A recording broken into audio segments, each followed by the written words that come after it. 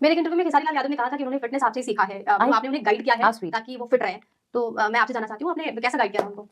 जब वो नए-नए आए थे, अब तो बहुत बदल चुके हैं। शुरुआत में तो बहुत हेल्प किया मैंने, पर जो हेल्प करता है वो बताता थोड़ी ना है। ये उनकी काइंडनेस है। वो बहुत अच्छे इंसान हैं कि उन्होंने ये बात रखी, हर कोई तो भूल जाता है। तो दोस्तों ये बिल्कुल सही कहना है अक्षरा सिंह का, जो भी चीज़ें कह रही हैं अक्षरा सिंह बिल्कुल सही कह रहे हैं, क्योंकि भोजपुरी इंडस्ट्री में अगर हकीकत में देखा जाए फ़िटनेस क्या चीज़ होती है, क्योंकि हमारे भोजपुरी में कोई फ़िटनेस का कोई लेवल ही नहीं है। कोई भी आता है गाना गाता है और अपने आप को सुपरस्टार बना लेता है, अपने आप को एक बड़ा एक्टर बना लेता है और फ़िल्म में काम करना शुरू कर दिया है। इसी वजह से हमारा भोजपुरी ख़त्म होता जा रहा है। बट हाँ, आप लोगों के देखते हैं और हर कोई देखता है, हर किसी को पता है कि अगर भोजपुरी इंडस्ट्री में सबसे किसी ने अपने आप को मतलब इतना बार काम होने के बावजूद भी अपने आप को फिट रखा है, तो उसमें से एक आते हैं सबसे पहले नंबर 1 पे। उनका नाम है ट्रेनिंग स्टार खेसारी लाल यादव। अब देखिए खेसारी लाल यादव, अक्षरा सिंह, चाहे काजल लखवानी, ये लोग अभी एक साथ काम नहीं करते हैं, चाहे वो पवन सिंह हो गए। अम्रपाली दुबे कभी-कभी दिख जाती हैं, क्योंकि अम्रपाली दुबे सबसे मिल के रहती हैं और इन लोगों का विवाद चलते रहता है।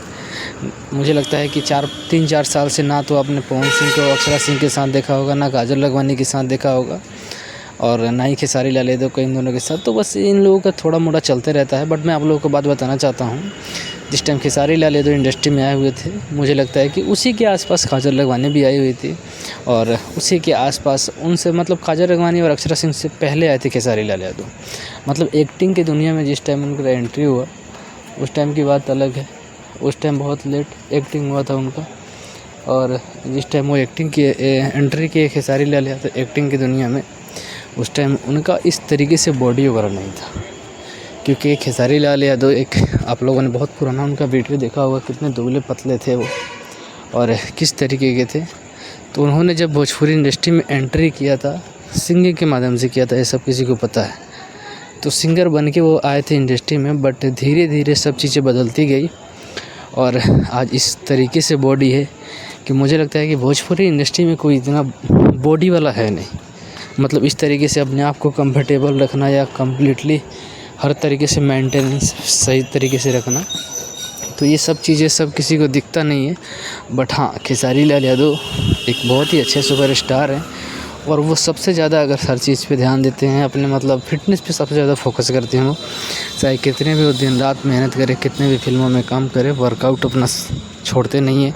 जहाँ जाते हैं वहाँ पे चाहे कहीं भी कैसा भी जिम हो, लेकिन वहाँ पे अपना वर्कआउट और अपने शरीर को फिटनेस रखने के लिए काम करते हैं वो। तो ये सब चीज़ें करना चाहिए। बाकी अक्षरा सिंह भी बहुत ही अभी फिटनेस में फिट है। मुझे लगता है कि भोजपुरी इंडस्ट्री के जिस ज़माने के ये लोग सुपरस्टार हैं, सुपर हीरोइन हैं, अगर उस ज़माने का देखा जाए तो मुझे लगता है कि खेसारी लाल यादव हीरो में, और हीरोइन में अगर देखा जाए तो